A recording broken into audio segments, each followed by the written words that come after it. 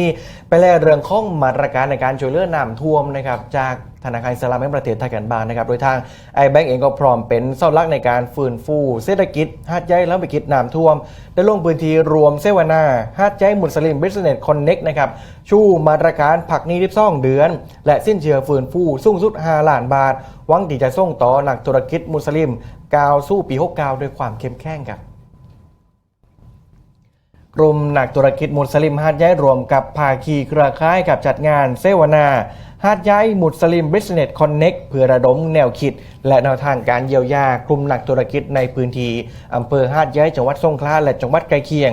ที่ได้รับความเสียหายจากน้ำท่วมใหญ่ในช่วงปลายเดือนพฤศจิกายนที่ผ่านมานะครับโดยเน้นการสร้างความร่วมมือเพื่อพลิกฟื้นธุรกิจให้กลับมาเข้มแข็งอีกคนโดยมีนายประสานศรีเจริญประธานที่ปรึกษาคณะผู้ทรงคุณวุฒิจุฬาราชมนตรีเป็นประธานในพิธีมีนักธุรกิจมุสลิมในพื้นที่เข้ารวมว่า150 คนนะครับภายในงานมีการจัดกิจกรรมสเปเชียลทอล์กและการเสวนาหัวข้อพลิกวิกฤตน้ำท่วมสู้โอกาสทางธุรกิจที่เติบโต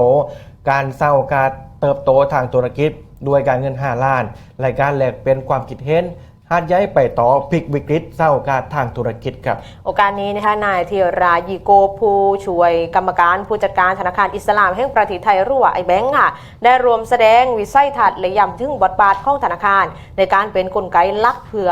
ประคองนะคะผู้ประกอบการมุสลิมโดยระบุว่าแบงก์ค่ะพร้อมสนับสนุนแหล่งเบี้ยทุนและการค้านรับนโยบายกระทรวงการคลังผ่านสร้างมาตรการช่วยเหลือผู้ประสบภัยค่ะนะคะก็คือการพักชำระหนี้สำหรับลูกค้าเดิมที่มีวงเงินรวมไม่เกิน1 ล้านบาทสามารถพักชำระหนี้ได้นานสูงสุดถึง12 เดือนเพื่อช่วยลดภาระค่าใช้จ่ายในระยะสั้น2ค่ะวงเงินเพื่อการฟื้นฟูสนับสนุนเงิน